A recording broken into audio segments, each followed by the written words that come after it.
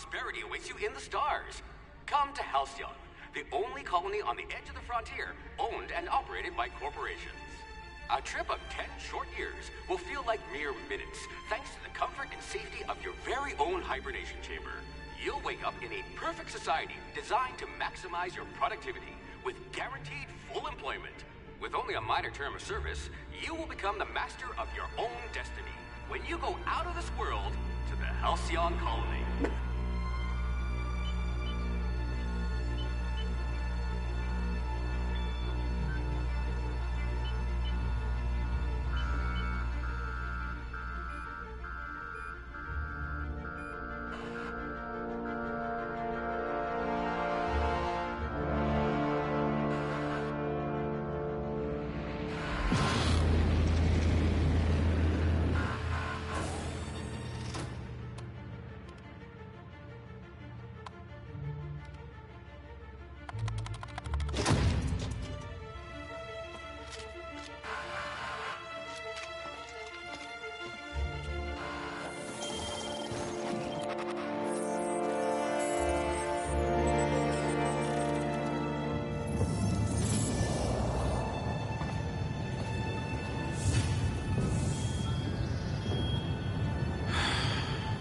Hundreds of thousands of colonists left to drift out here forever, just to keep from damaging the board's bottom line.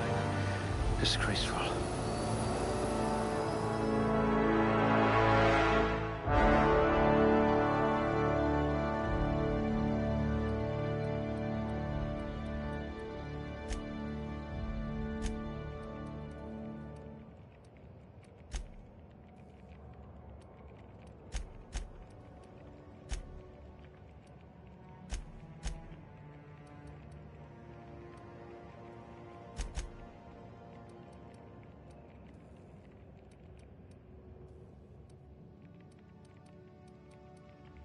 I hear Monarch's in need of more game hunters. If we're ever captured, I'll let you do the talking.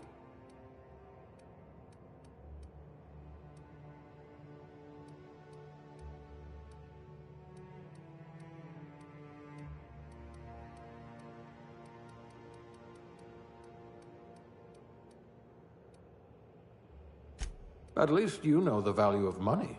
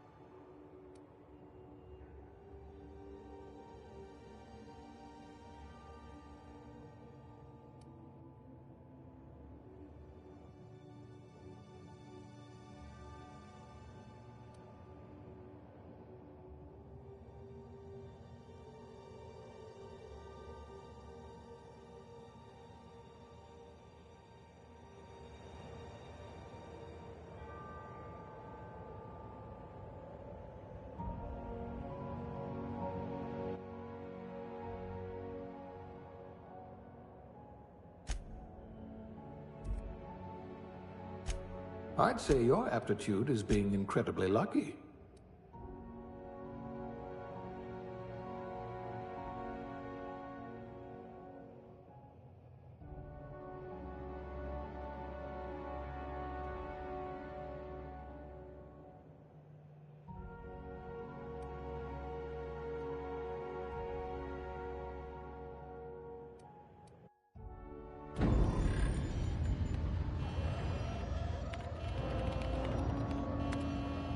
Looks to be your lucky day, my friend.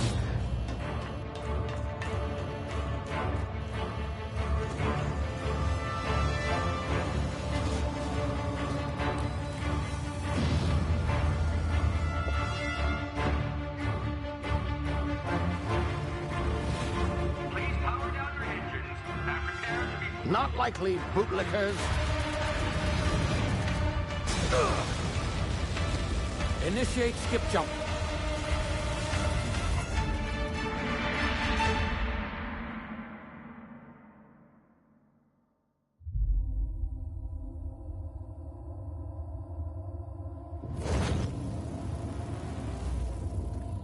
Status. Structural integrity down 25%. Power levels down 10%. His drive is Shit. inoperable.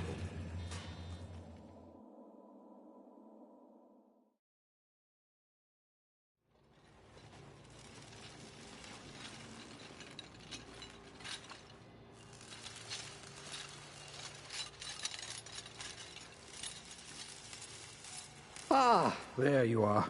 Wondering what's going on, eh? Bit of bad news there, I'm afraid. Your colony ship was inexplicably knocked out of skip space and forced to complete its journey at sublight speeds. This means that you and every other colonist on the Hope have been in suspended animation for 70 years, give or take. Normally, reviving someone after so long leads to some quite horrifying results. It's called explosive cell death, but it's really more of a liquefaction. Something wrong? Oh, yes, well, not to worry. I've pumped your body full of a special concoction I devised to keep you from dying so horrifically. Hopefully at all, but I guess we'll see, yes? Unfortunately, I used the last of my chemical supplies saving you. I know it's a lot to ask, but I must have your help securing more if we're to save the rest of your fellow colonists. I'd see it done myself, of course, but the board has a sizable bounty on my head. Now, my ship is inoperative, but I've managed to hire a smuggler to help you out. He'll be... Oh, I see we're in position. Good luck!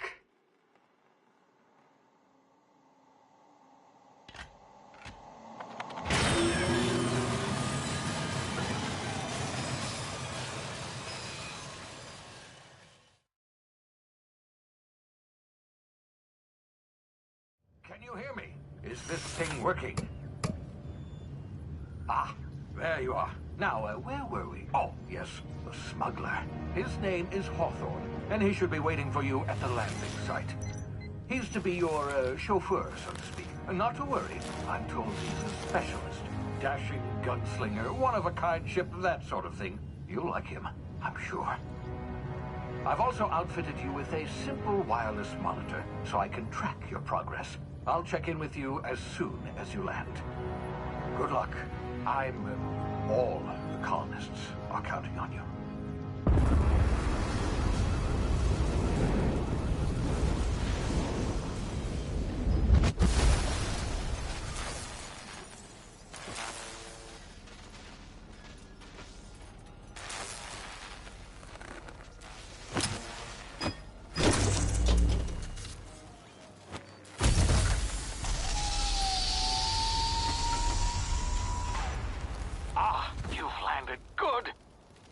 Hawthorne should be close by. What in law's name? Is that him? Oh, that idiot. I told him to plant the beacon and move away, not stand there holding it. Oh well, no sense in letting his ship go to waste. Hawthorne won't mind you taking his ship. Better you than the board, huh? Not sure I trusted the fellow. Might have gone after the bounty on my head. Shame about the whole squashing thing. Nasty way to go.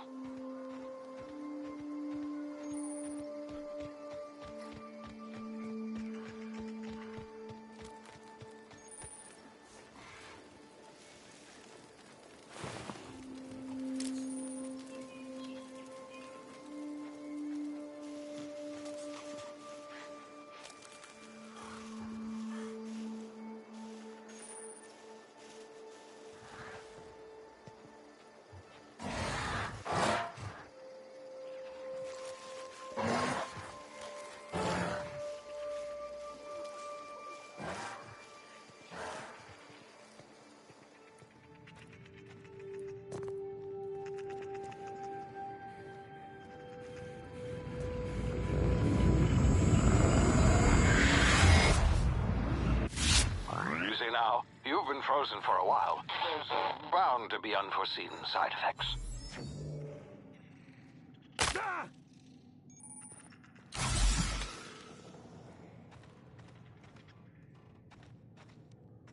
Hey, you, come here.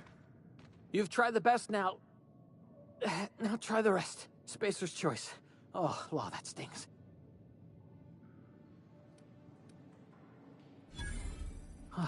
Looks like the bleeding stopped. I owe you one. Hope you don't mind me omitting this little exchange from my report. Spacer's choice doesn't like us accepting outside help. Oh, we're all part of the Spacer's Choice family here.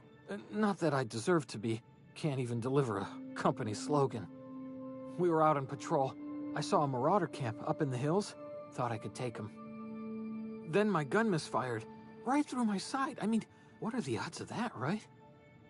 Just barely scraped by with my life. Crawled in here and blocked off the exit with those canisters.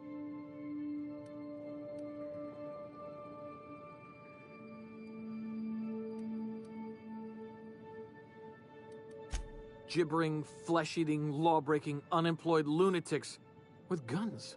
Some hullhead grounded their spacecraft out in the open. That's a real good way to attract marauders. See those canisters by the entrance? Marauders come sniffing around in here, and I can take them all out with a single shot. Not bad, huh?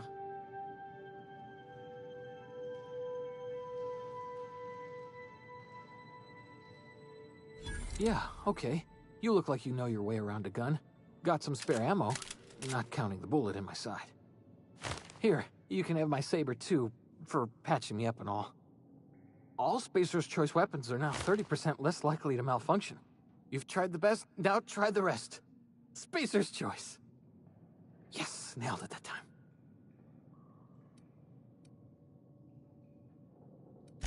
The Hope? Is that some sort of fancy new drug? Are you with Auntie Cleo or something? Don't take this the wrong way or nothing, but I'm not allowed to fraternize with Cleo workers. Company policy.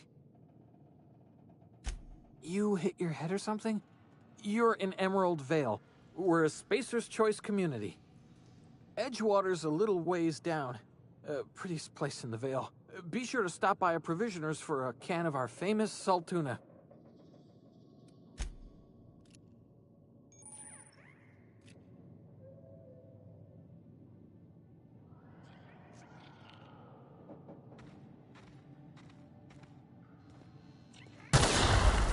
My ears!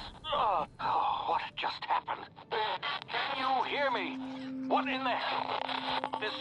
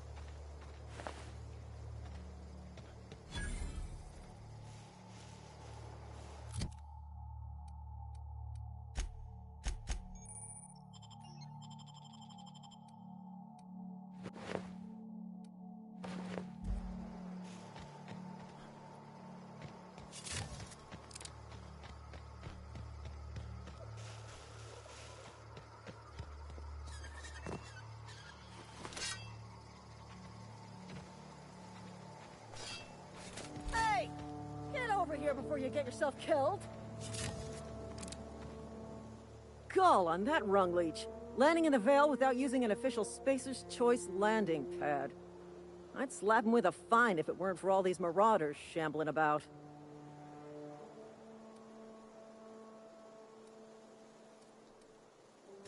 You pulling my limb? I mean, yeah, of course. Marauders. Bunch of addle-brained derelicts. I could round them up all by myself.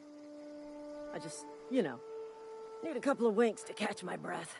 Stretch my legs some.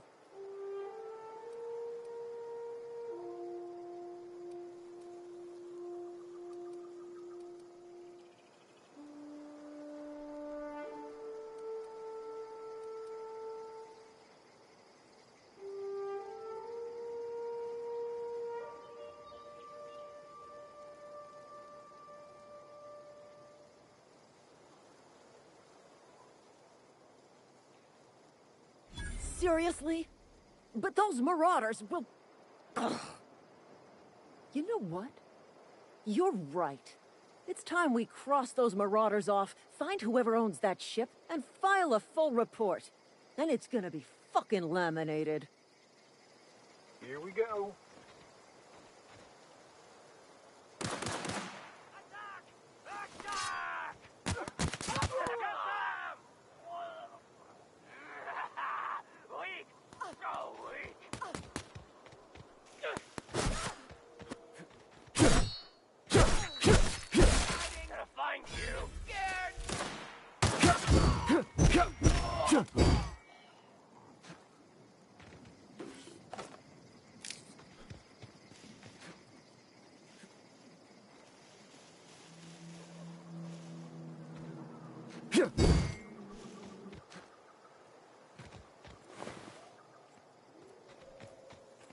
This is gonna take a lot of paperwork.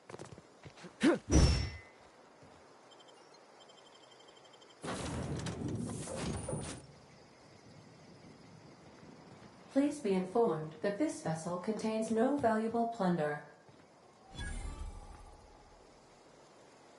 Please be informed that I am authorized to use violent retribution against unwanted solicitors. Please return any misappropriated equipment and exit this vessel in an orderly fashion. Failure to do so will result in your immediate destruction.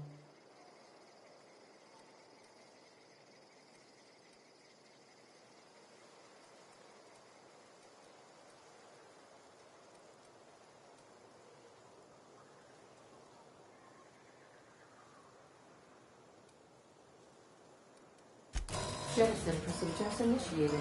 Disengaging airlocks. Preparing to eject all boarding parties in 5, 4, 3, 2, 1.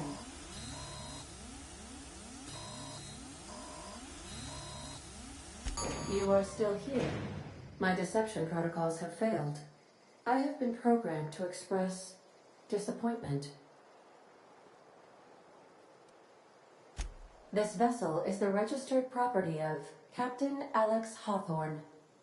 I am incapable of accepting orders from anyone other than Captain Alex Hawthorne.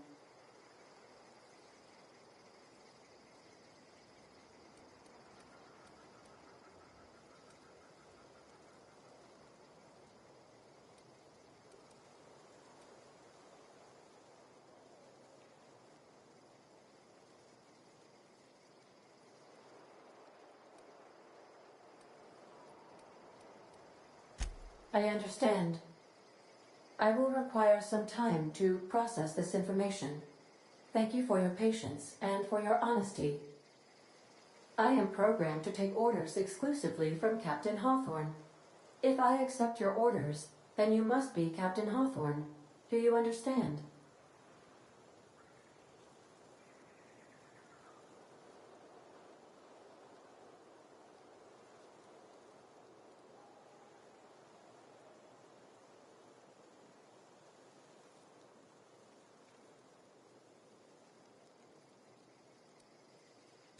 I understand.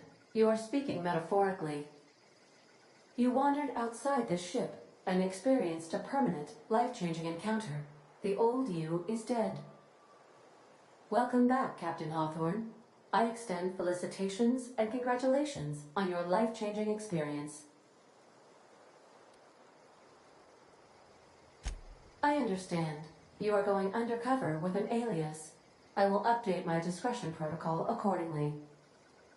Unfortunately, our engine is currently inoperable. Our main drive suffered a critical power failure, and we were forced to make an emergency landing. The main drive's power regulator has been irreparably damaged and must be replaced.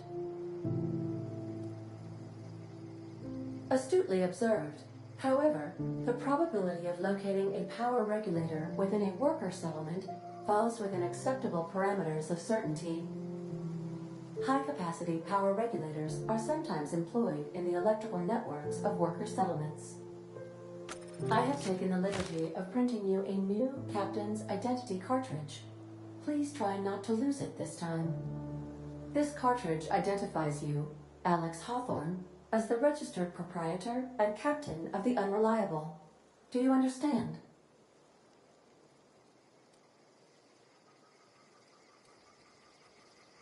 It is difficult for me to do so. I am programmed to accept commands from Captain Alex Hawthorne, after all. Best of luck in your search for a power regulator. Try to stay alive this time.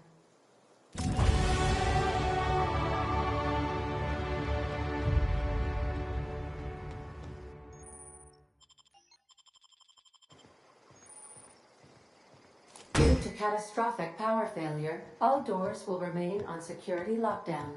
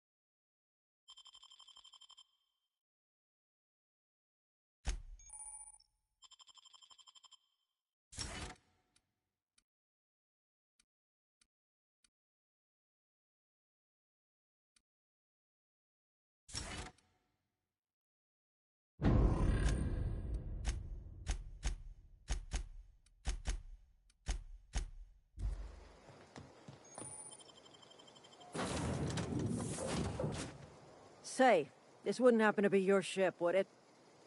Because you sure walked in it like it was your ship. And if this ship is yours, well, mister, you owe Spacer's Choice a hefty fine. Afraid we gotta dock your pay.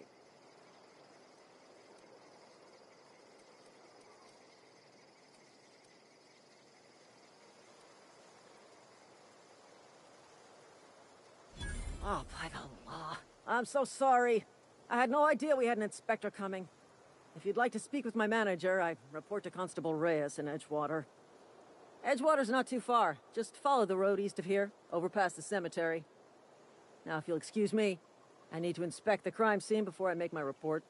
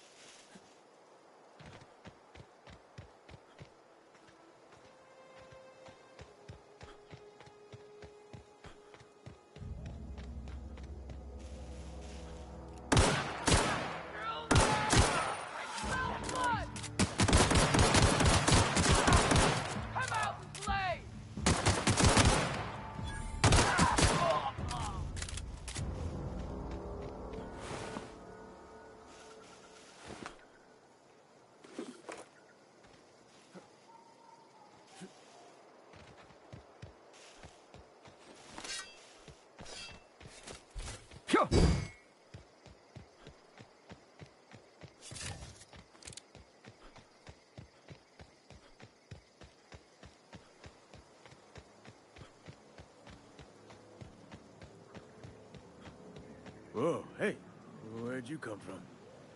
Running around in a marauder's attire. You're liable to give some people the wrong idea.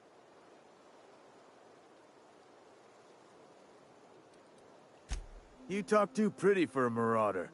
Most of them just grunt and yell. Ain't safe out here. You'd best head into town. Avail yourself of Edgewater's high walls. And low prices.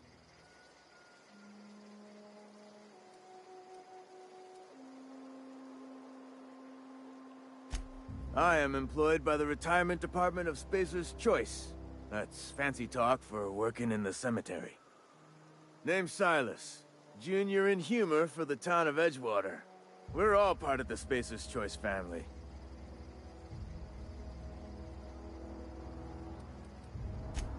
Hey, I earned that fancy title. Started off a lowly junior gravesite builder.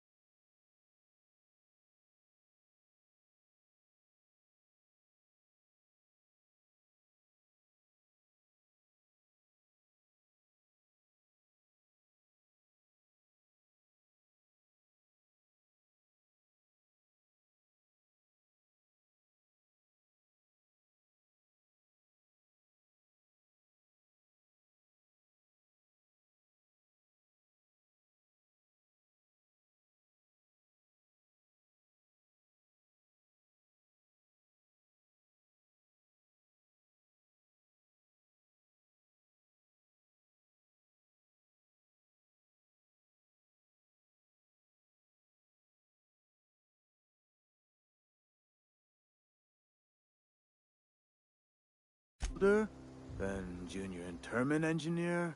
Oh, and I was a junior burial assistant for a time.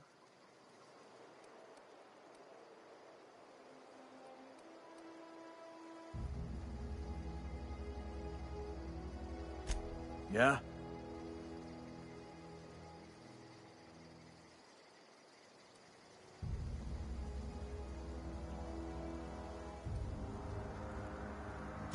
The colony ship? Are you talking about that old rumor? Some great big starship packed full of colonists what got lost in the aether never to be found again? Ain't heard that one since I was but a stripling. Can't say it was terribly convincing far as rumors go. There a reason you asking?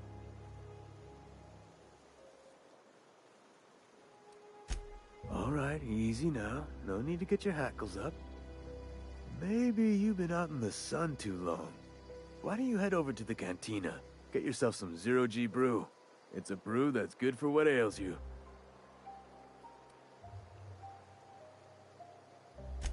Look, I don't know what's got you caterwauling about hope this and colony that, but you need to stop, or there's gonna be trouble.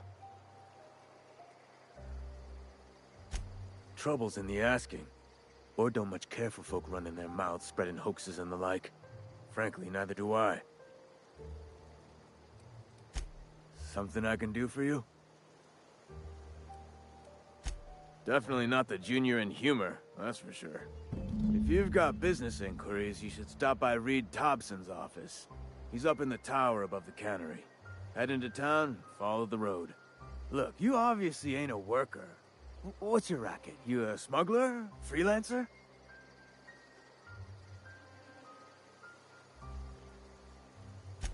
Edgewater is a company town, board-owned and operated. That includes the cemetery. None of us own our grave sites, we rent them from the company. Renting means money. Money means paperwork. Paperwork means signatures. Some of our families become a mite delinquent in paying their dues, you see?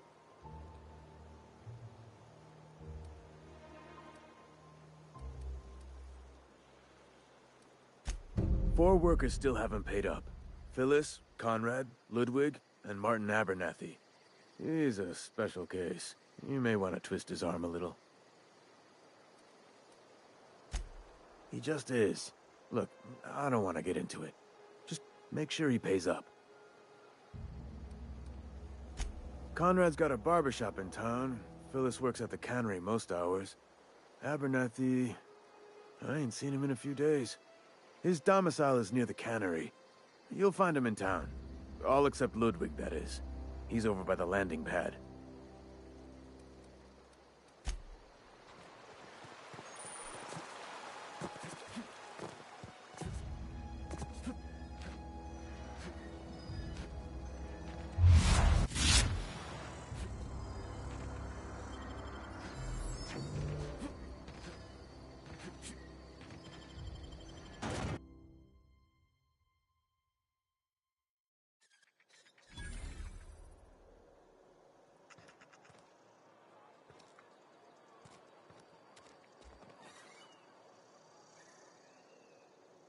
Spacer's Choice takes care of its own.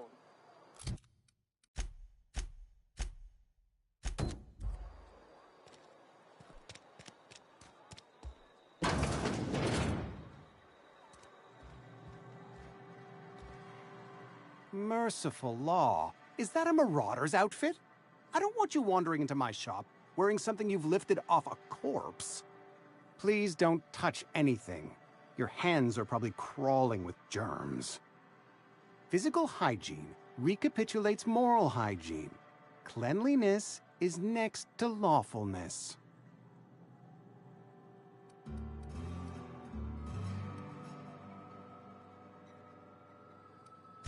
So everyone says, until someone forgets to cough into their elbow, and then we're all dying of plague. I'm Conrad. You will report to me if your hair fails to meet Spacer's Choice aesthetic standards.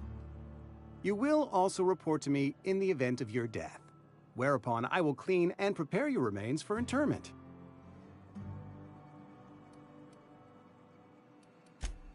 A ship? Dear me. You seem to have lost the ability to distinguish between reality and fantasy. This is what happens when you let your imagination run wild. I don't approve of fantasizing. It's a dreadful habit, corrosive to the mental faculties. You ought to let the vicar take a look inside your head. Vicar Maximilian, our man from the OSI, here to spread the message of scientism like a soothing balm upon a feverish head. Or so you'd expect. You'll find him in our local church, probably neglecting his duties.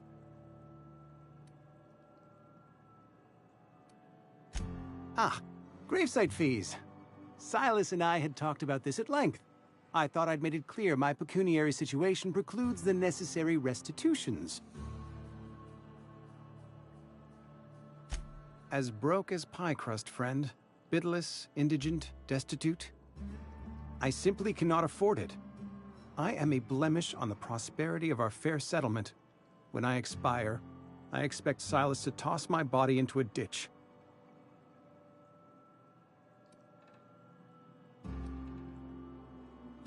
Thank you, no. I despise the cereals. Tell Silas I can't afford to pay. And that I fully expect to have my medical rights revoked for this dereliction. With my apologies.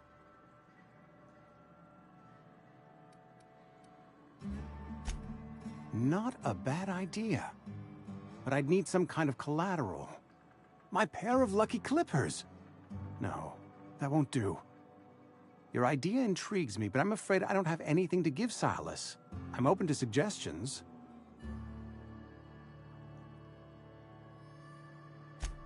Much obliged.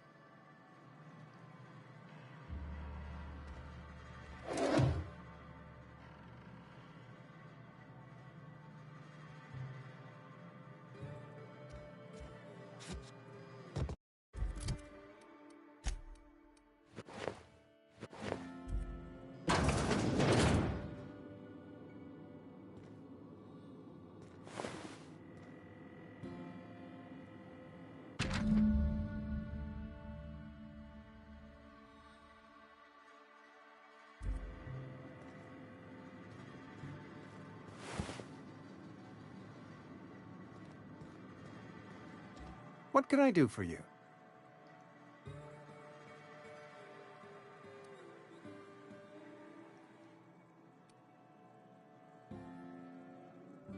You know about Eugene?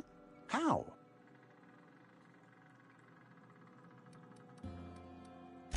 You probably heard it from one of our local gossip mongers.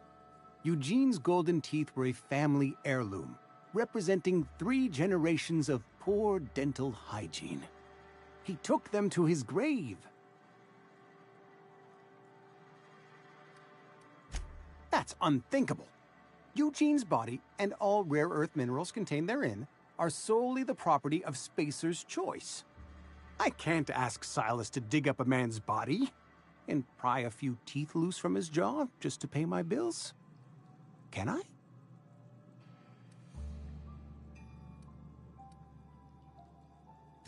The good Vicar Maximilian and I have never quite seen eye to eye, but your point is well taken. Here you are. Gravesite papers affixed with my signature and an IOU.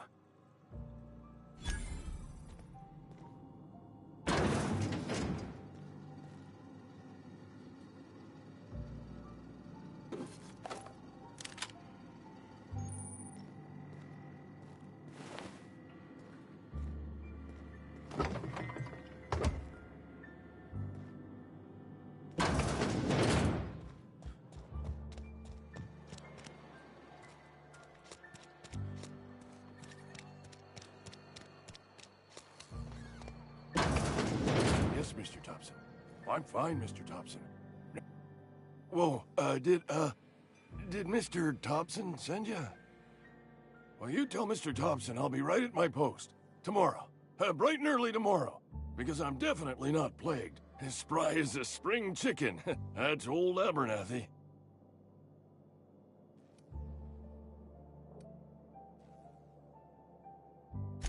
You some sort of wandering alienist? Walking into a man's own domicile, pestering him about his mental state?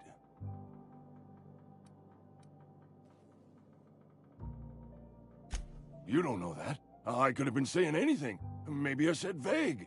You know how words sound a mite strange when you're sick. Wait, no. Oh, damn it. Okay, listen. Maybe I am feeling a little under the weather, but I swear I'm on the mend. Please, don't tell the constable.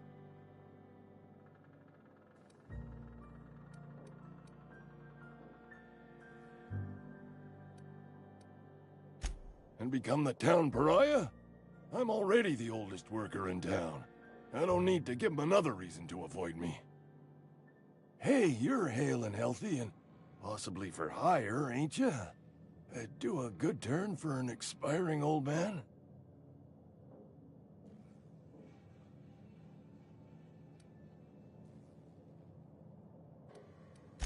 Couple hours out of your day and some light second-story work, that's all. There's a cache of anthracillin tucked away in the old community center. Powerful stuff. Stronger than what we got, anyway. I need you to break in, nab that medicine, and bring it back to me.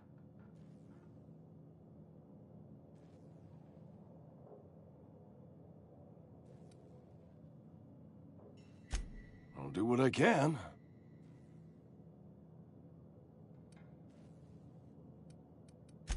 I tried medicating myself with adrenatime. Didn't do much for me, as far as I can tell. Anyway, I can't just buy medicine. Distribution of medicine is strictly prohibited to any workers beneath the acceptable margin of health. Company policy. More like the company won't treat me because I'm not healthy enough. You will not find any guards within sight of that old place. Marauders, on the other hand. I have it on good authority. There's a gang of them squatting there. I advise stepping softly. So you'll do it then? You oblige me with your haste. I think I feel the plague spreading. Oh, law, it's in my spleen now. I can feel it. Silas knows, doesn't he? That's why he sent you. That's why he wants me to pay up. He knows. Look, I got my gravesite fees right here. See? I'm good for my word. Get me that medicine, and I'll see to your payment. I know that, but I got nobody else to turn to. Reed would have wrote me up. Constable would have locked me up and wrote me up. Could have gone to see the good vicar, but I never did find my courage.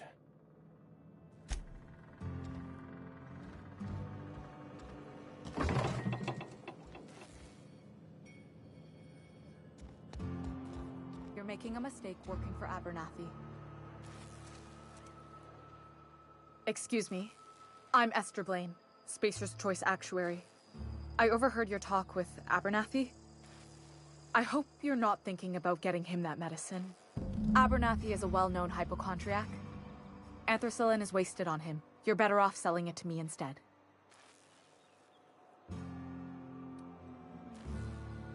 All I'm saying is Abernathy's worked in this town longer than some of us been alive. How do I put this gently? He's got a lot of cobwebs up in his attic. I probably shouldn't tell you. Don't want you implicated for what I'm trying to do. Alright, here's a summary. A lot of sick people in this town, and we don't have the medicine to treat them all. Can't reach out to corporate without crossing a river of red tape, so I'm reaching out to you.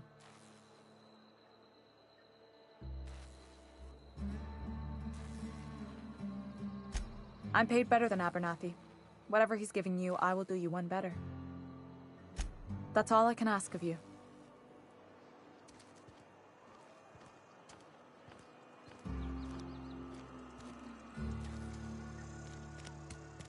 Wish we had some better rations.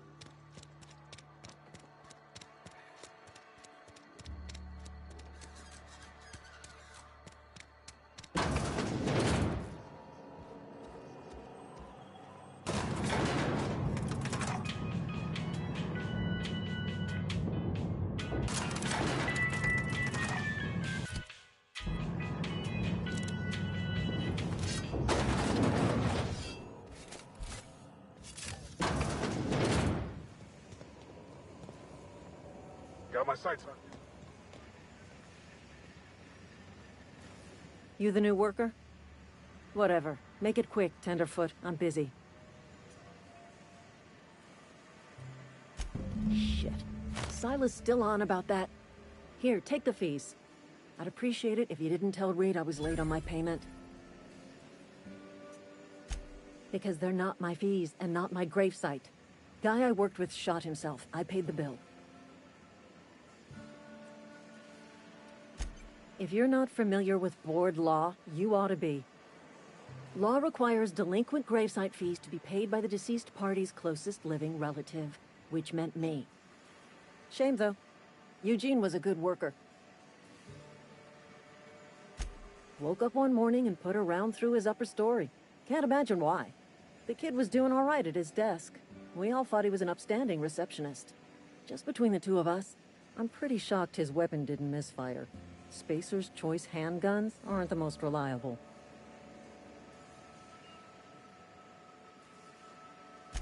Not half as awful as the bill Eugene left us with.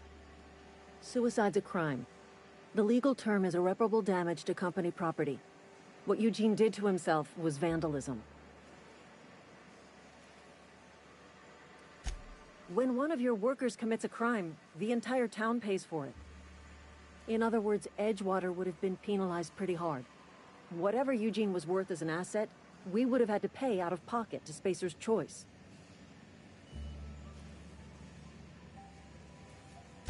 Look around. Edgewater ain't exactly swimming in luxury. We can't afford to pay the body price of a suicide. All I know is Silas asked me for Eugene's gravesite fees, which means he was approved for burial, which means his papers went through, which means the town's in the clear. I'm just glad to put this whole ugly affair behind me. Eugene can rest his bones in peace, and the rest of us can get on with our own lives.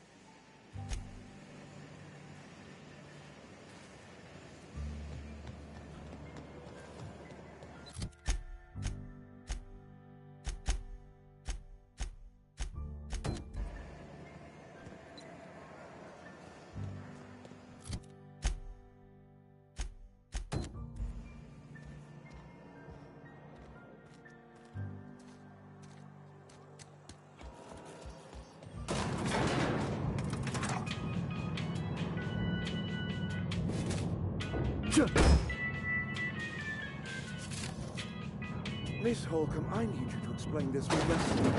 The grease monkey, Argo? I'm sorry, Mr. Thompson, sir. You asked why it's taking so long to fix. The answer's technical. Don't apologize. Just try using small words for me. The can's bust open in the oven because she's set to cook saltuna, which isn't what we've got. Mr. Thompson? I think there's someone here to see you. Focus, Miss Holcomb. You and I are still talking. Let's start over. Walk me through the process. Show me where it's going awry. Seems we've got a guest. Really now, Parvati, I do wish you'd spoken up. I do apologize. I was given no forewarning of your arrival, or I might have welcomed you at the gates myself. You were saying, Miss Holcomb. It's just what Bess needs is a proper refurbish. I can bandage her up and what all, but she's just old. Sorry, I'm sorry. I'll do better. And I do wish you'd stop referring to our cannery as Bess. Personification of company property is strictly contrary to the Spacer's Choice Code of Conduct. My apologies. I am not in the habit of allowing my guests to witness such a row. Now, what can I do for you? I'm Reed Thompson, Outpost Administrator. I cannot help but notice you are not in uniform.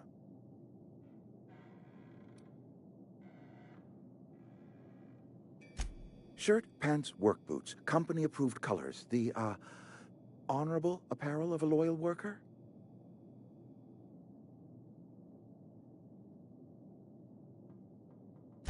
Only regulator we got is hooked up to the town transformer.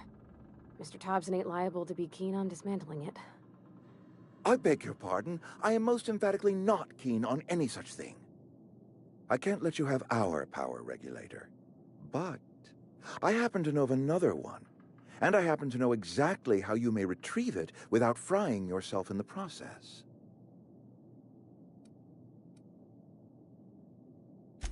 My proposition benefits the both of us. Please, hear me out. There's a power regulator in the old botanical lab. It's mostly abandoned, so all that power is being squandered. Go down to the geothermal plant. Reroute power from the botanical district over to us. Once their power's shut down, you can have their regulator and be along on your way.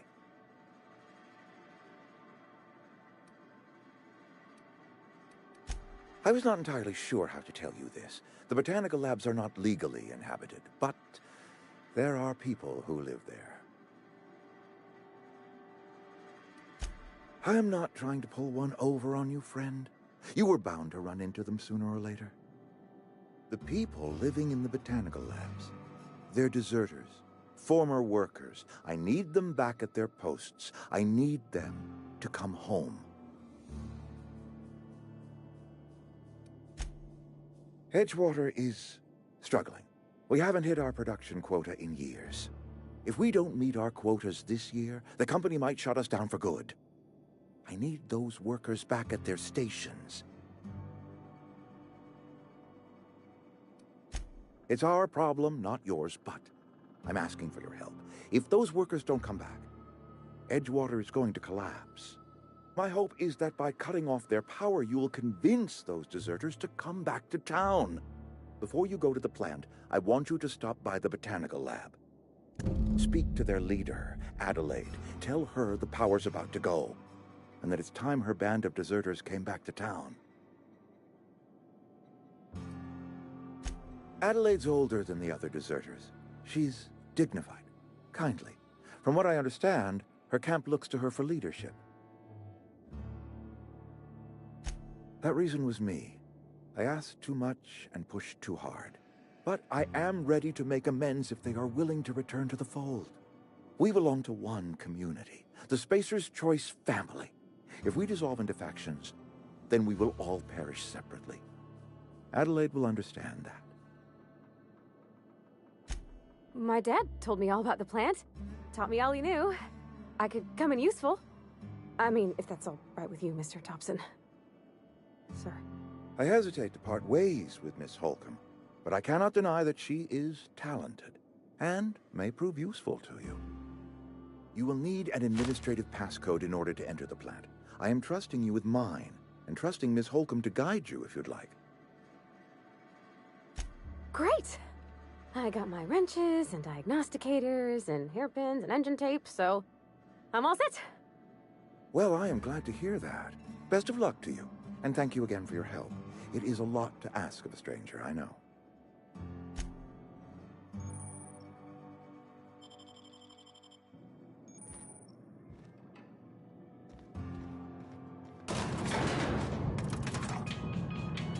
We better clear out of Mr. Thompson's office before we talk.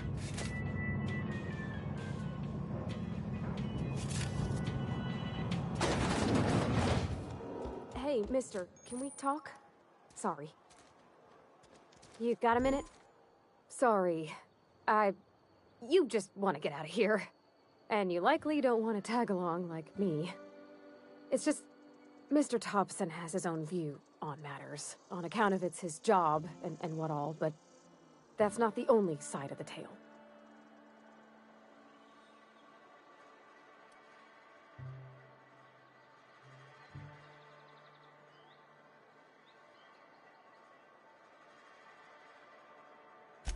Oh, he ain't a liar.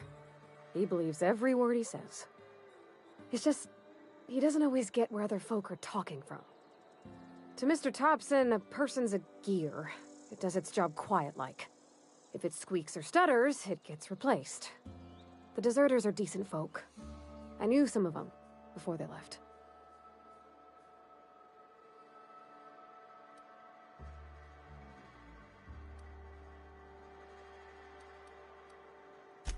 Mr. Thompson's aiming to take away their power. They'll have no lights to see, nor heat to cook. They'll be at the mercy of marauders, or worse. It don't seem right to me, mister. I think you should talk to the town's vicar about it. Max, his name is.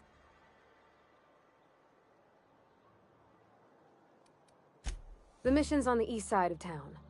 You can't miss it, on account of it being the only clean thing. Thanks, mister. I just think when you gotta make a decision that'll hurt somebody, it's best to think on the right and wrong of it. That's what my dad used to say anyways.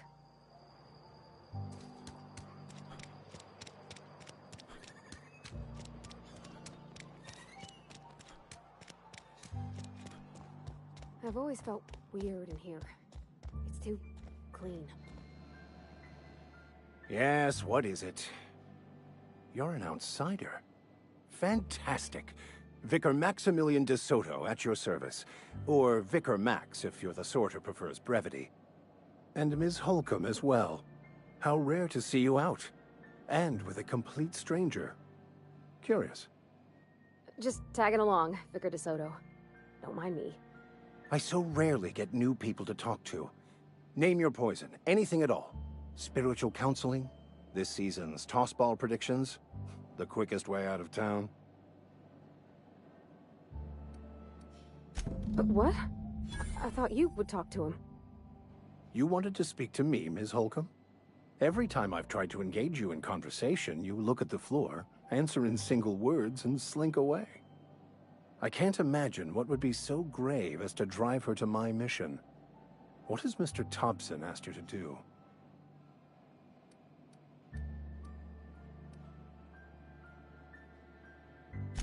Depriving them of safety from the marauders and wildlife. I can see why that troubles you. Miss Holcomb has a soft heart. Always has, if you believe the talk. Assuming your goal is to save as many as possible, then you should bring everyone together. Send the power to Edgewater and convince the deserters to return to the fold.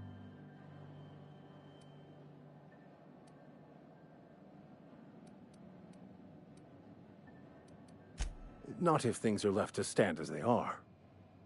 If you don't mind a bit of unsolicited advice, be cautious on your way to the geothermal plant.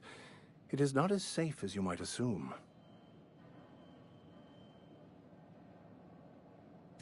One of the reasons I transferred here was to fulfill my duty in hunting down banned heretical texts.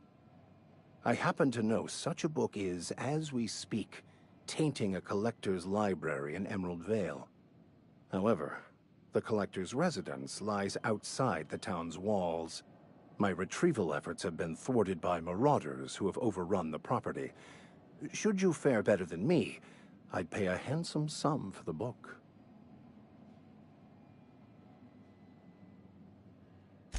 It's a handwritten journal, a faded blue cover with the name M. Bakonu handwritten in the lower corner.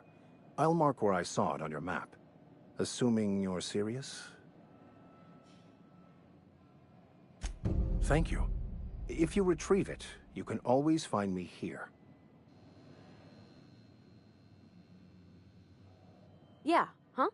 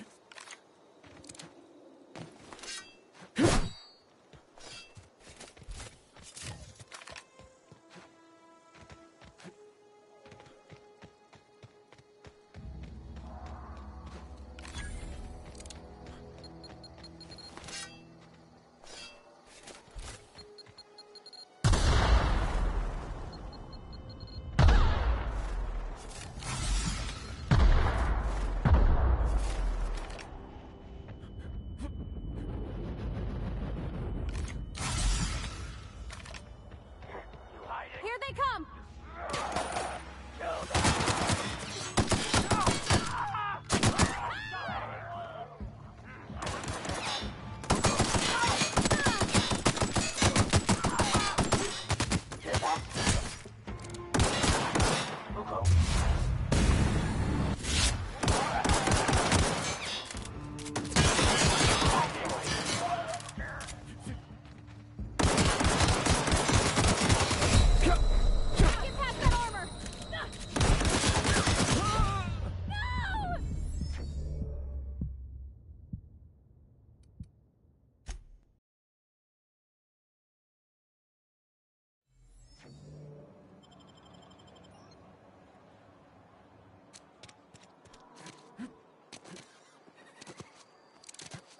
Sorry, I'll just be a minute.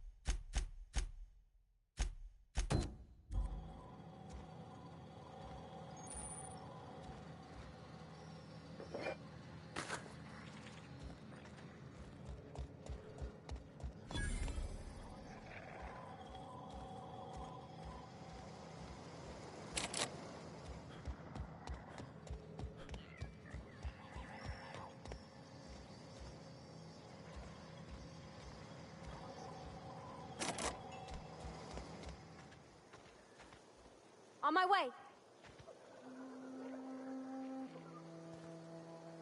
Be right there.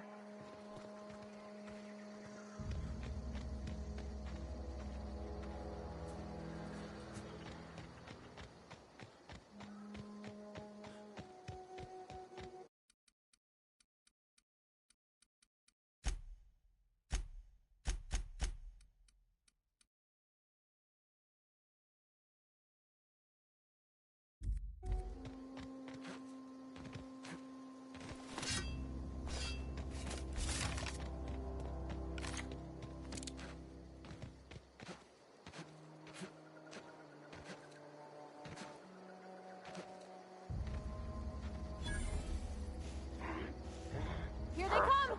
Kill!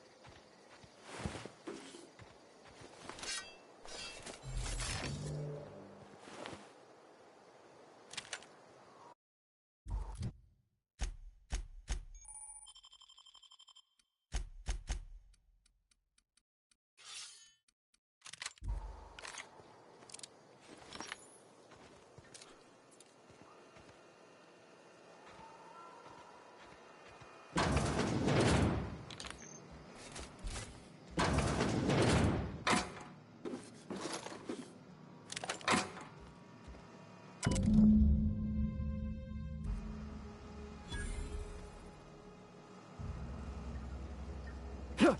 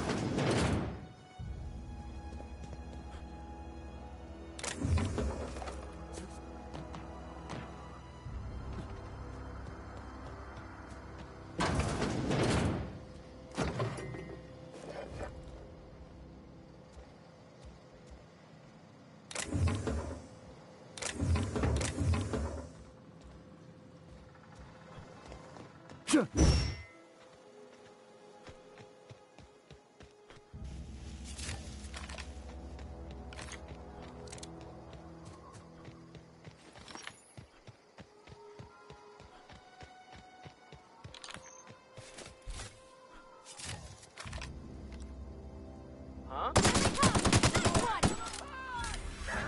Blood!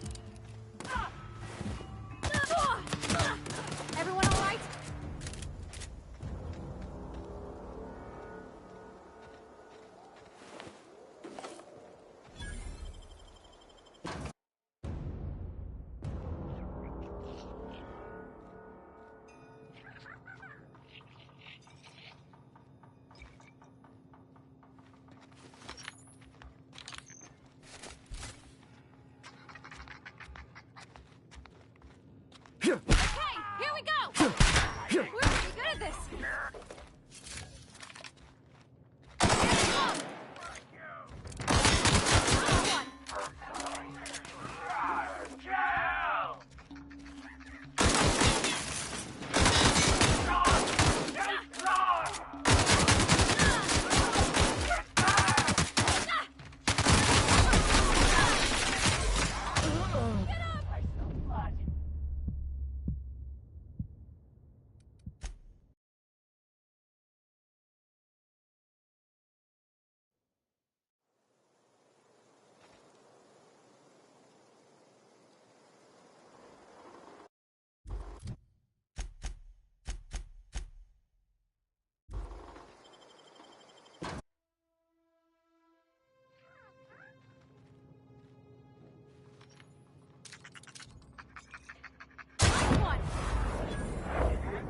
Incoming!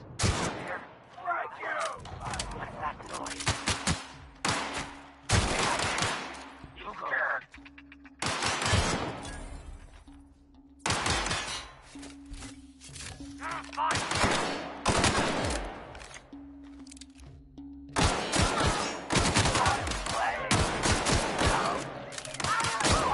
We may...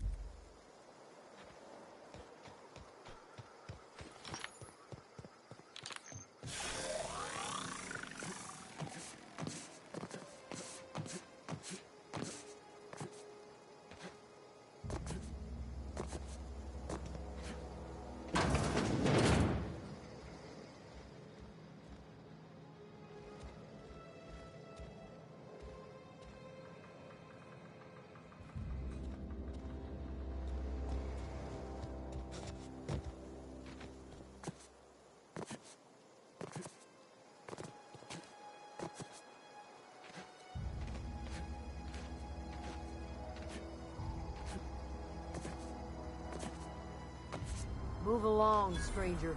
We don't want any trouble. I don't know you. Whatever you're looking for, it ain't here. Move along. Answers, huh? You must be one of those philosophicals. Already got ourselves one of those. Yeah, that's us. And you can tell Thompson we're doing just fine by ourselves. If you're gonna start wandering around my camp, know that I got my sights on you. Over in the hothouse, tending crop. Enough with the questions. No offense, but I've got a lot on my mind.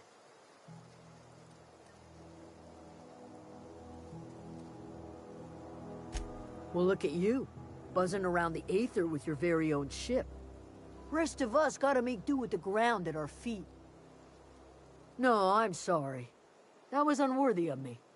Lady named Zoe went missing some nights ago. Just up and vanished without a trace. Now I'm pacing around wondering if marauders got to her.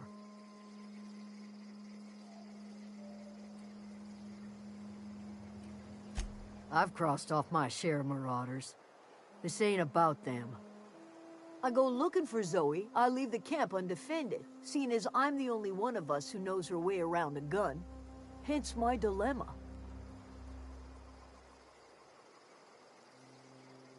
It's not like Zoe to go wandering. Figured she might be out scavenging, but that ain't exactly her talent. Can't imagine where she's gone. Vale's a wide place. She could be anywhere. Could do without the gallows humor.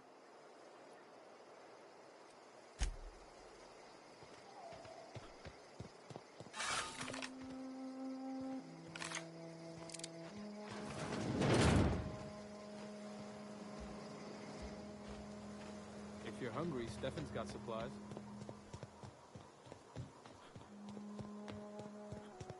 Oh, that's Big Thomas. He used to follow me around before he left the cannery. Keep your wits about you, friend. Oh, didn't see you there. I was just occupying myself with a little engineering. Whoa, Miss Parvati. Hey, you're, what, how are you? Hi, hello. Are you, are things safe out here? How are you keeping? Great, just great. I've been trying to keep stuff running, just like you. Only I'm not so... Wait, they didn't kick you out, did they? Oh gosh, no, I'm just along with this fella here. Are you from town? I mean, you don't exactly look like you're from town. Sorry, I just wasn't sure if you were from town or if you were one of us. Something's been chewing at me, you see. Fact is, I've been, well, lying. To everybody here. Camp thinks I'm a mechanical genius, but I couldn't fix a busted chair. I'll take all the help I can get. I set my mind to learning the craft of the engineer, you see. I want to make something of myself. You ever heard of the Young Spacer's Guide to Mechanical Engineering? Comes in a set of 3. If I had my hands on one of those data pads, I could teach myself the ins and outs. Those are good. My dad kept a copy with him when he was working in the cannery.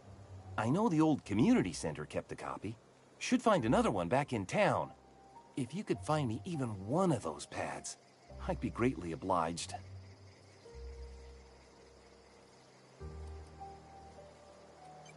I'll pay you for every pad you bring me.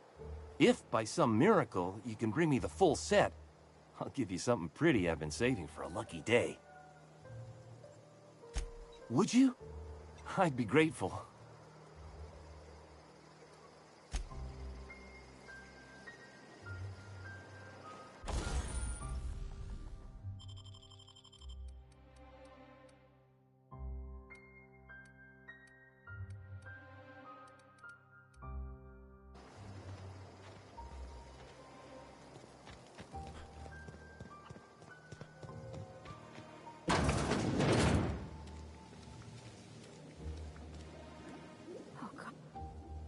If you're hungry, there's meat turning on the spit outside. If you're bearing illness, find a place to lay your head down and I'll fetch you a poultice. Whatever your troubles with Edgewater, leave them at the gates and be welcomed here. Any questions, dear?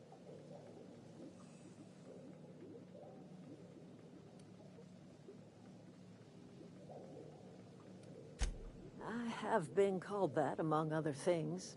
Green Thumb, grandmother, the strange old lady who keeps flowers. But yes, Adelaide will do just fine. Excuse me, Miss McDevitt? Sorry, it's just... You got such pretty trees in here. Why, thank you. You're Robert's girl, aren't you? I remember when you were but a sprout. Thomas speaks of you often. Are you staying long? You should try some of my tobaccorn tea. I brew it in an old spittoon, but it's been cleaned.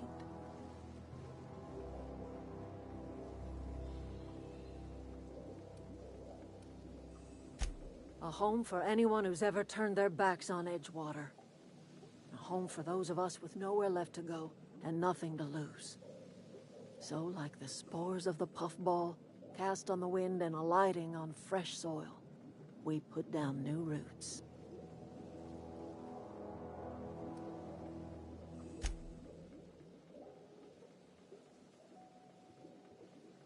Terrible to those of us accustomed to the comforts of a civilized life. But I have always believed that freedom is more important than comfort.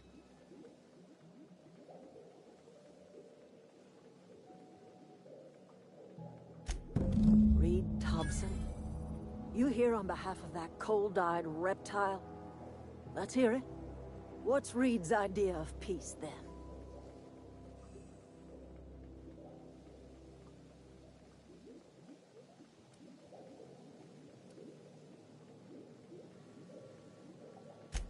I can't say I blame you. Reed is positively soporific. Like everything else that comes out of Edgewater, that peace offering is canned. I and my own are living just fine out here by ourselves.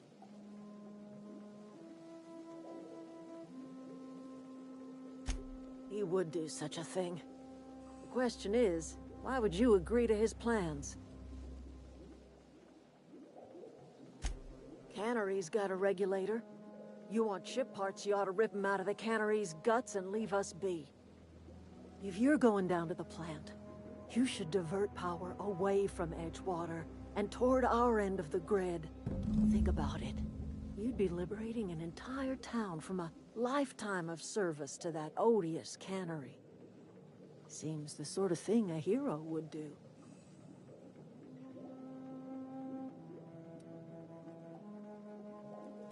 You've seen that miserable excuse for a town with your own lamps.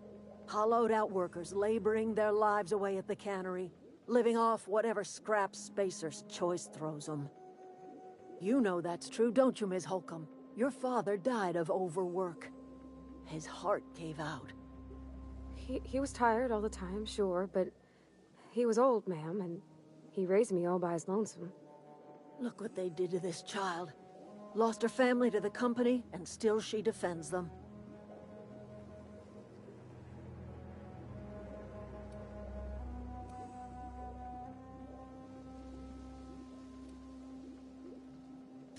Life in Edgewater grinds to a halt. The cannery shuts down, workers desert in droves, and our own little camp grows and thrives.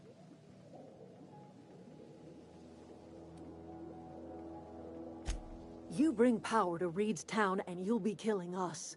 Reed knows it. He's counting on it. I trust you will listen to your conscience. Yeah, huh?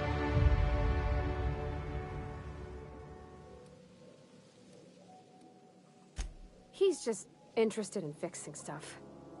He always used to follow me around, asking me to explain what I was doing. Like a puppy, kinda.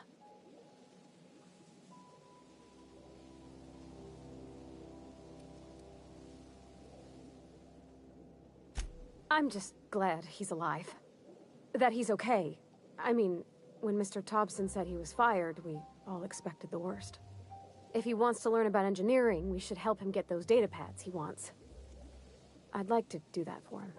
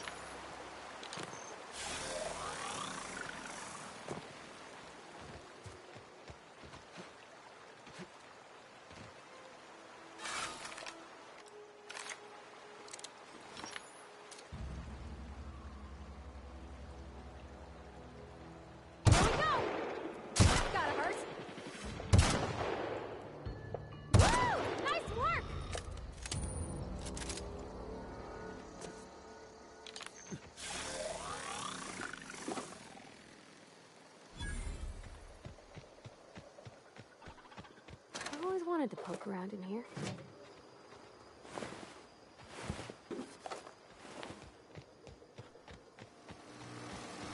Incoming!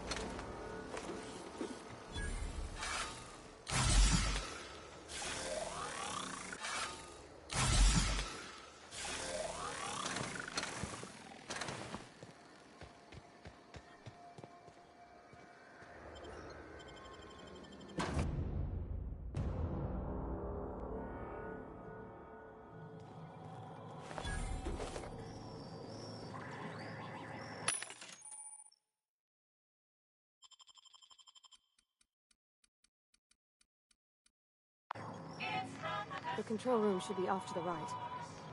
I hope we're doing the right thing.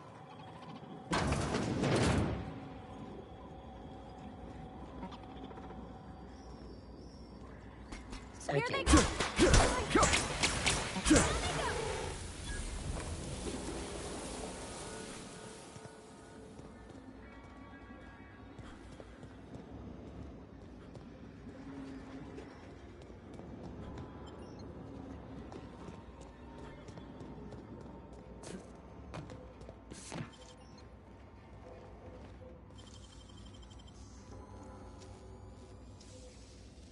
Great work.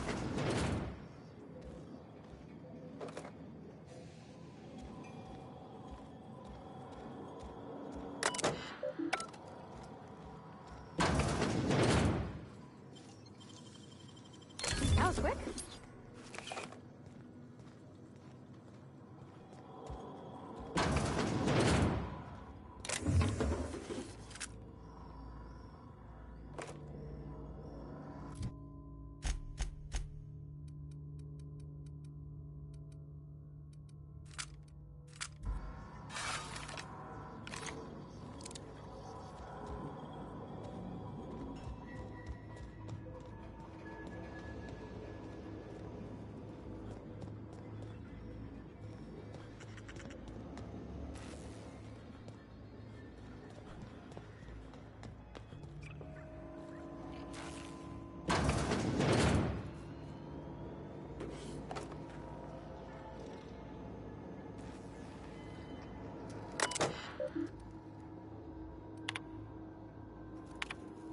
Can't do it.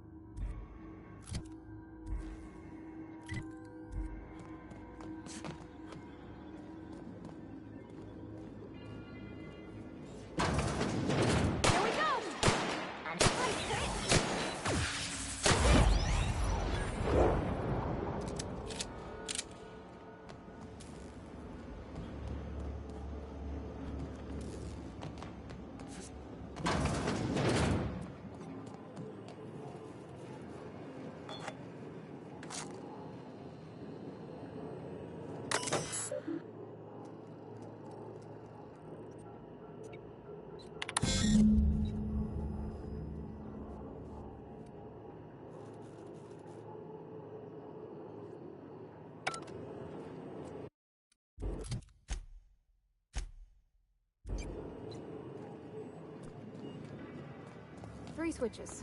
That'll be easy enough.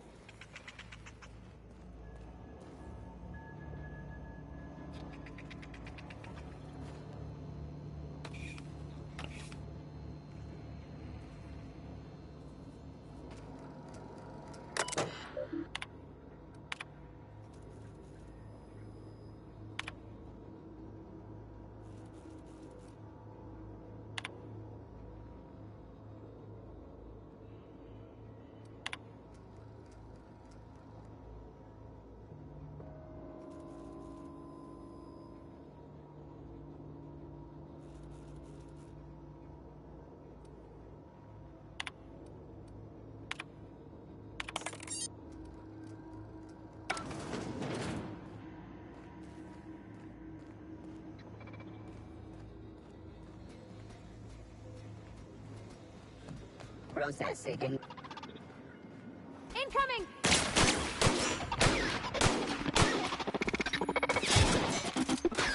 That's the last of them.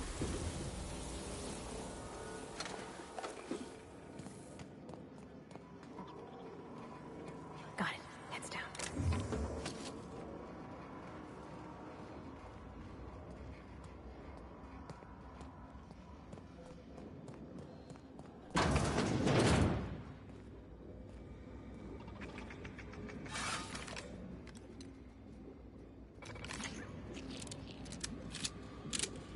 Halt.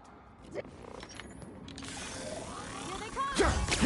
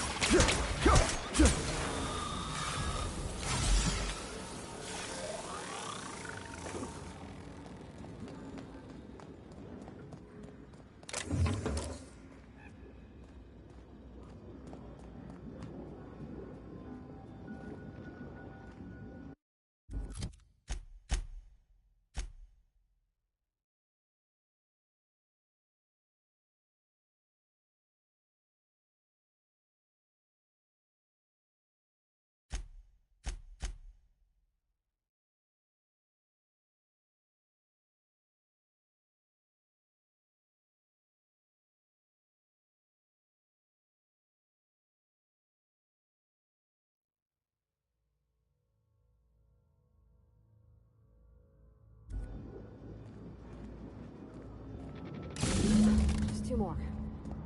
What'll happen to Miss McDevitt's folk if we send power to the Vale?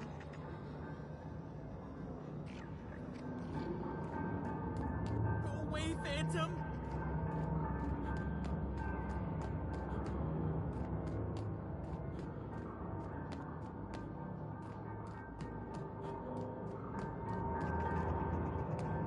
You're not real. You're not real.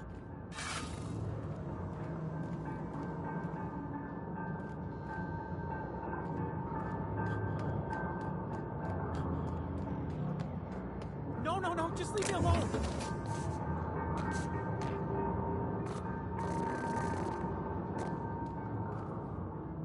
You're not real! You're not real! Get away from me, Phantom! Shoot! Scram!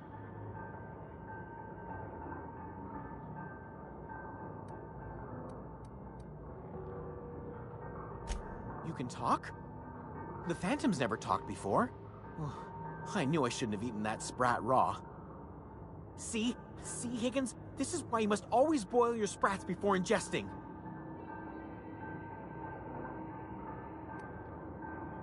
Clearly, I mistook you for one of the phantoms of my imagination, which terrorized me on occasion.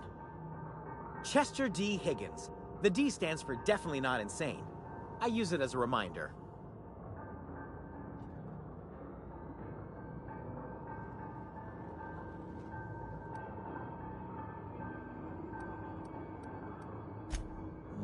Hard to say. By my reckoning, Higgins has been here somewhere between 2 weeks and forever. My recollection's a touch fuzzy these days.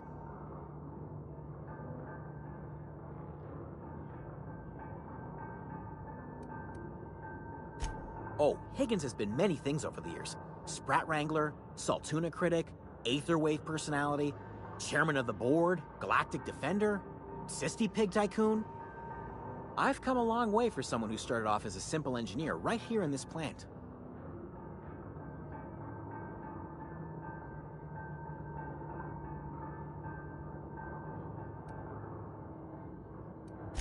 Mechanicals lost their bolts.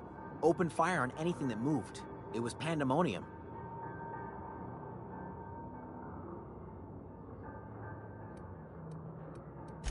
I was on cleaning duty at the time. My old boss had me scrubbing pipes when the killing started.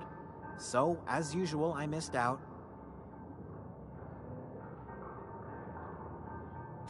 I specialized in automechanicals, drones, sentries.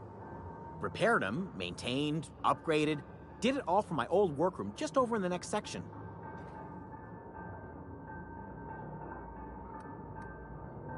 Look, I don't want to fall into any trouble with the mechanicals. If they wise up to our plans, they will come for us. With prodding irons. You know, you remind me of myself back when I was an intergalactic adventurer. I discovered a flaw. Their hostility levels were hardwired to maximum. There's no changing that, but you could rewrite their targeting protocol so they attack each other instead.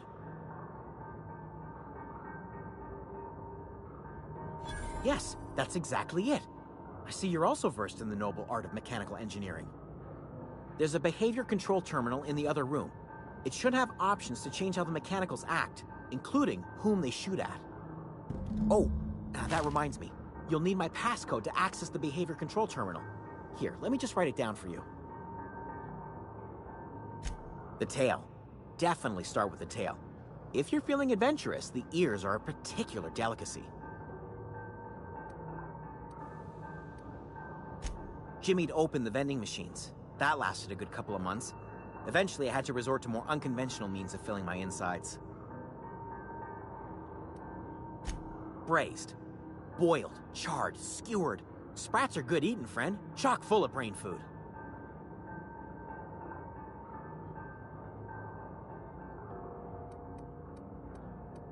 I specialized in automechanicals, drones, sentries. Repaired them, maintained, upgraded. Did it all from my old workroom just over in the next section.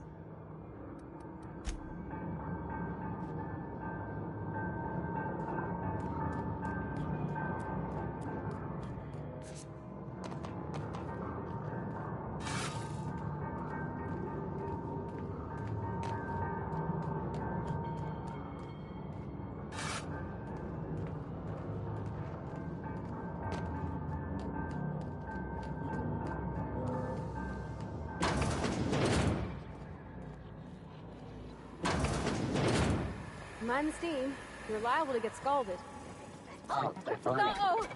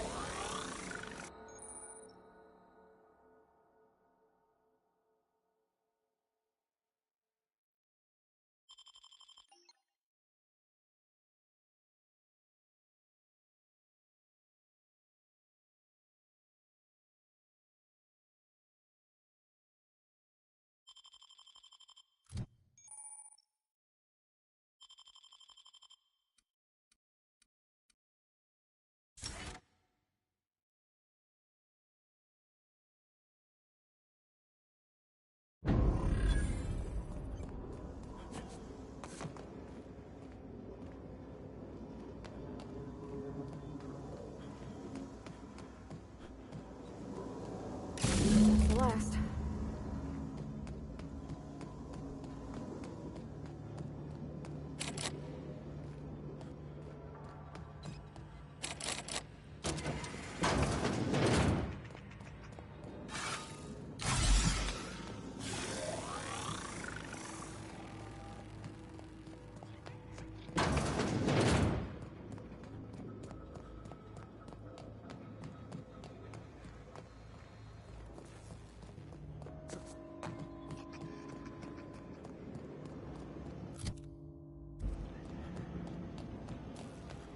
Once we do this, there's no going back. Hey, mister? Look, I know you want your power regulator and all, but I just gotta ask you. Do you understand what you're about to do? I don't think you should cut off Edgewater's power. I think it would be cruel. I'm sorry. That just sort of came out all at once. Edgewater's hurting. We've been losing workers year after year, and corporate hardly ever sends replacements. There's barely enough Saltuna to fill our bellies anymore. But the town's got some good people in it. Decent, hard-working folk just living their lives the only way they know how. They don't deserve to be punished.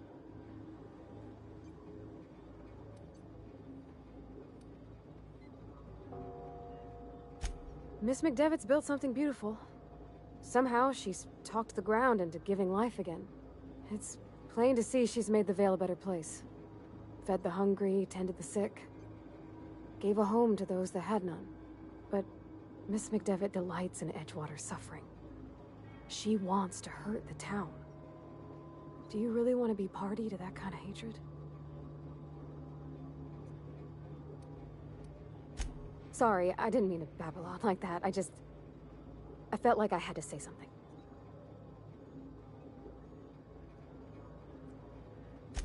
Really? I mean, wow. Thanks. No one's ever told me those words in that order.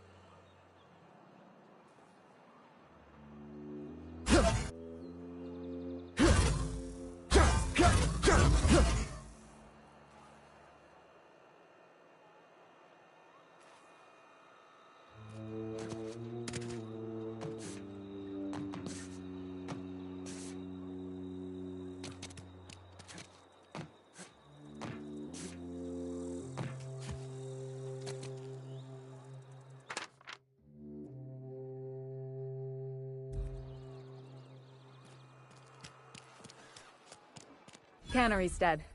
This is gonna throw a wrench into my actuarial tables. Oh, I'm an actuary. That means I keep tabs on a worker's living expenses. How much it costs to feed, clothe, shelter, bury, and replace your average human worker.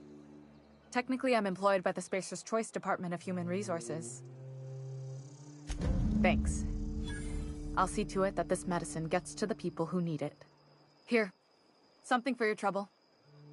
Nothing personal, but I hope we never do business together again.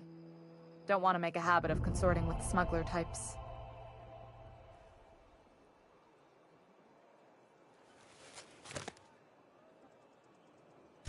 You do have some cheek on you.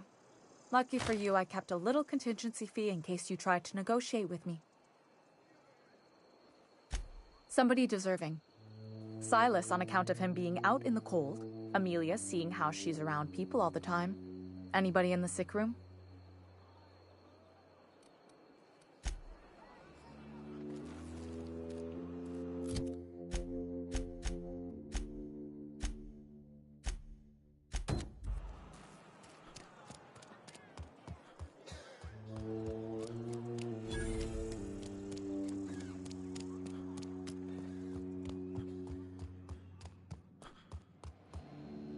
All the lights in town went out. Since then, I've had wild-eyed workers begging my guidance. I'm surprised you would go along with this action, Ms. Holcomb. I'm not sure what the right and wrong of it is, sir. But leaving the deserters with neither walls nor lights would have left them to the mercy of marauders. Let's hope walls alone are sufficient, then.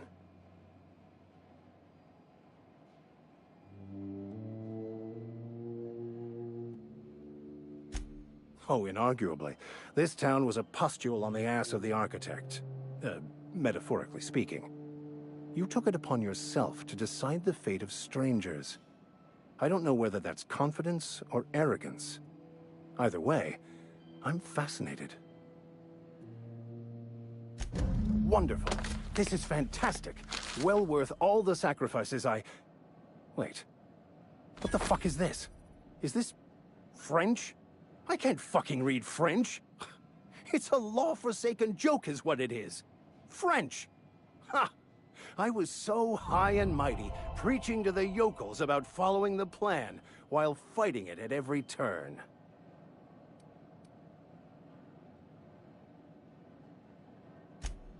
Well, yes. But I assure you, it was not for personal gain, only for the greater good. I've spent my life searching for the keys to unlocking the secrets of the universal equation that underlies the plan. I had hoped this book held some of those answers. I became so desperate, I even got myself assigned to this plague-ridden backwater to find the damn thing. All the time and suffering I've spent. Wasted. Yes, you're right. Such are the workings of the equation. And I've only my own hubris to blame. I certainly never planned for this contingency. But that's neither here nor there. What I need to do now is to find a translator, obviously. But to do that, I'll first need to secure transport. You have a ship. Perhaps I could make myself of use to your crew.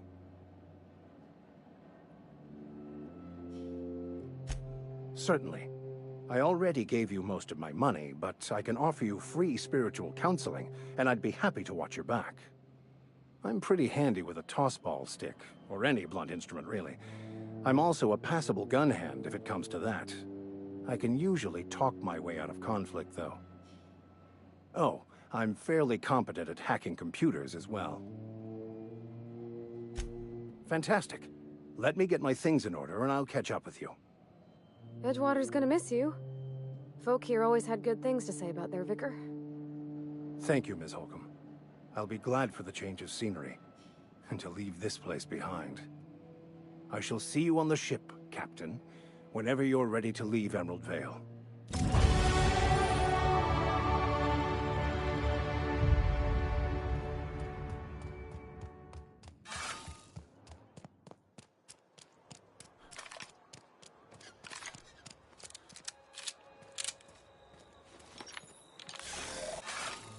Is Reed hiding in there?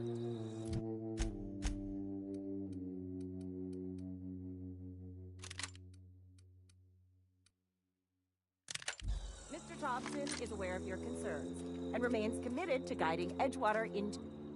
Oh, it's you.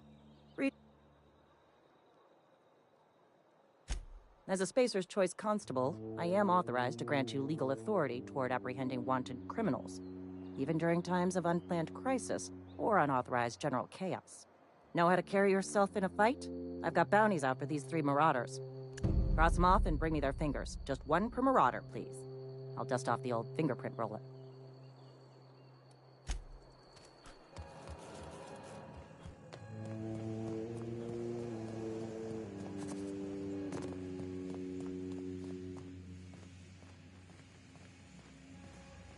You want to know what gets my bile churning? Edgewater has suffered a cavalcade of disasters. Plague, marauders, desertion. Then you wandered in town. And I was so damn sure our luck was starting to turn. I never knew how right I was. Just answer one question for me. Why'd you do it?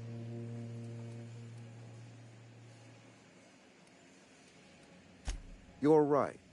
I put the fate of our town in the hands of some feckless transient. This is my fault, and all Edgewater's paying for my mistake. Whatever you were hoping to find down here, I advise you to turn around and leave.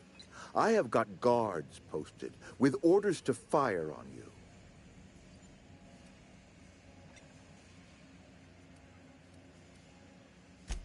Edgewater's dead. Our cannery's dead. Adelaide's deserters are never coming back. Spacer's Choice will shut us down before long. Some of us will die of illness by then. Some will move on. Some will starve. And as for me, I will tender my resignation, whereupon I shall be processed and then duly imprisoned for gross incompetence. Apologies won't give us our lives back. But for what it's worth, I am sorry too.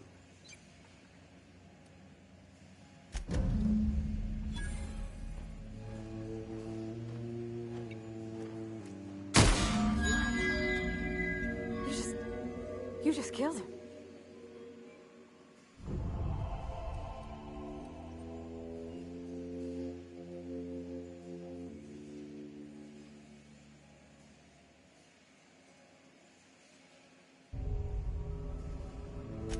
You enjoyed that? Are you some kind of psychopath? I can't. I need to leave. I need to get away from here. I need to get away from you.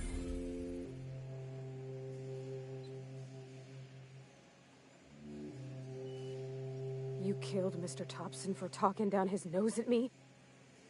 You got a real twisted sense of chivalry, you know that? Let's just move on. I couldn't forgive myself if I let you loose upon the Vale unsupervised.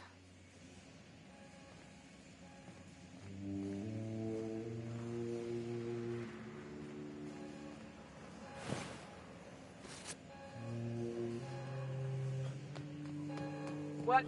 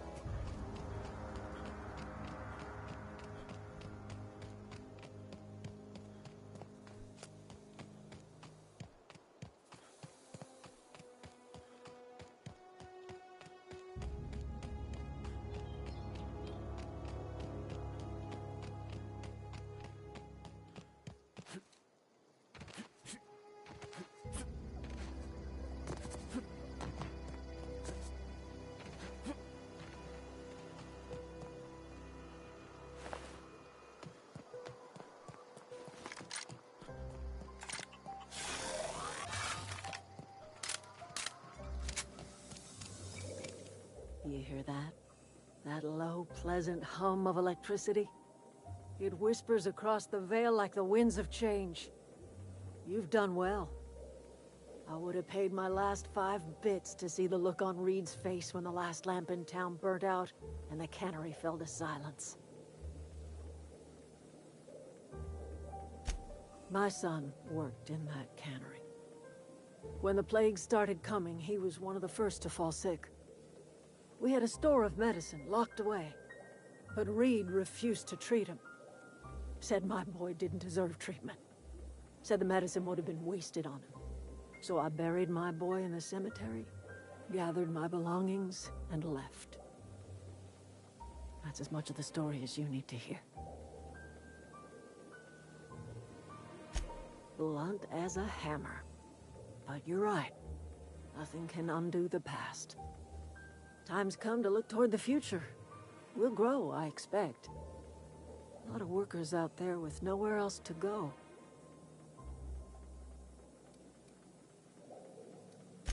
You're welcome among us if you're ever so inclined.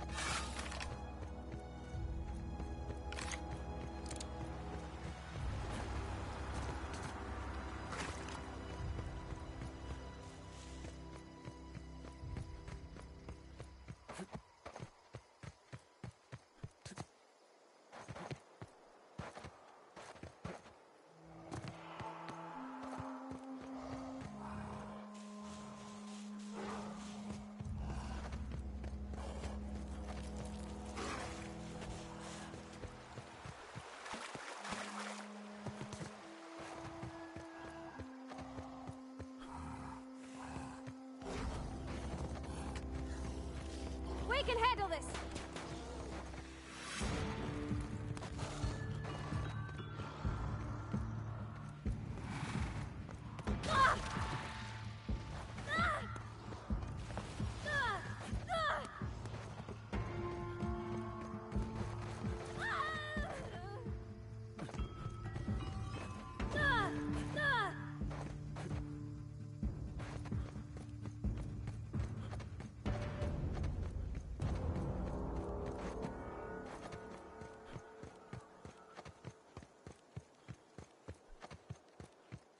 Is this your ship? Oh my stars, she is just so handsome! Does she have a name yet? What's her drive model? Oh, gosh. Listen to me babbling. When I was in Edgewater, I dreamed of flying on a real ship, working on a real engine, belonging to a proper crew. Edgewater won't last another season without power, but that don't change the fact that I'm indentured to Spacer's Choice. Company expects me back at my post. I have imagined it, but until you came along, I never thought I had the choice. I want to ask you something, and you can say no. But can I come with you? I could tend to your engine. I know my G-valves from my catalyzers, and I can keep your ship singing. And if you ever need a pair of eyes watching your back, I can do that too. What do you think?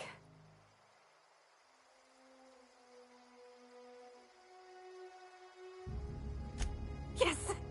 I mean, thanks. You won't regret this, mister. Captain. I can call you Captain now. Ha! I got a captain.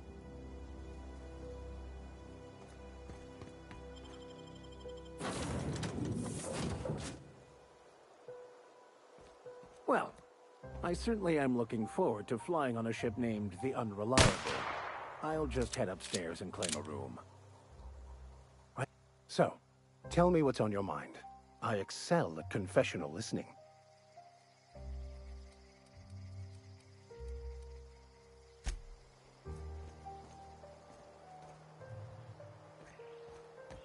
Captain, do you know how to install a power regulator? Outstanding, Captain. Your aptitude for engineering will prove invaluable in the event of another catastrophic engine failure. Our engine room is located behind you, across the cargo bay, up the ladders.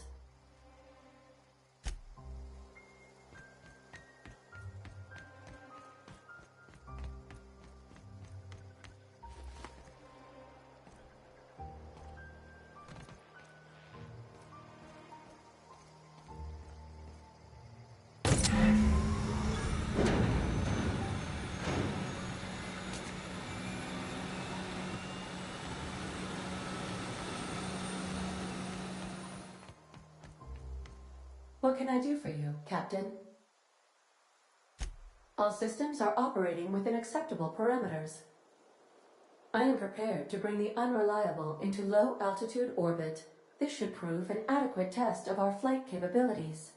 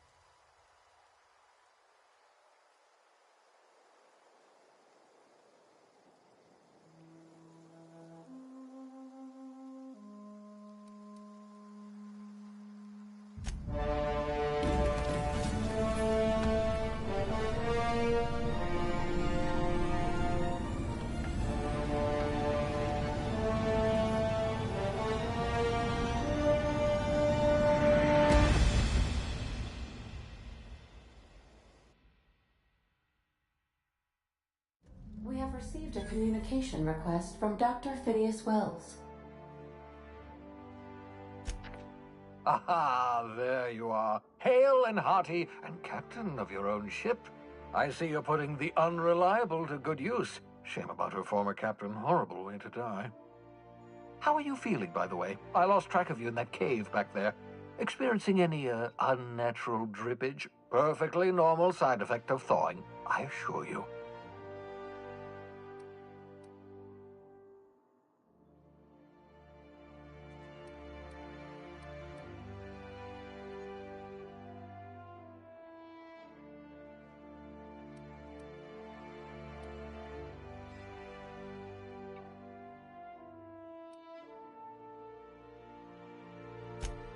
What you saw in Emerald Vale is happening all across the colony. Food shortages, lack of supplies, and basic necessities. We're dying. The chairman, the minister, and all their lackeys on the board are to blame. The Hope has some of the brightest minds. Gladys. Excellent. I'll send her a wireless. Let her know you're coming. By the way, I gave Captain Hawthorne a disguise apparatus of mine. I call it the holographic shrine. Excellent. And remember, don't... Transmission ended.